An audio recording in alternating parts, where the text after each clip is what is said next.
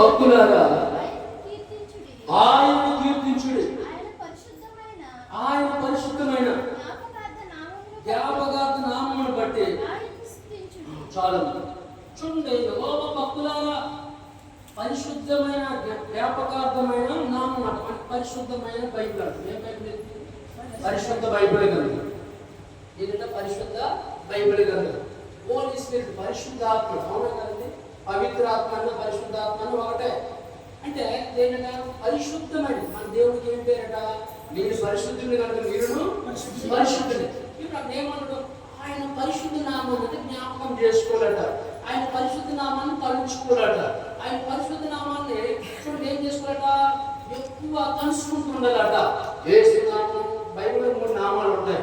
మత్తయి సువార్త 19:19 తండ్రి యొక్క కుమారుని యొక్క పరిశుద్ధాత్మ నామంలో బాప్తిసాలు ఇవ్వండి. హల్లెలూయా. చూడండి మనకట ఏ నామాన్ని కనపరిచినా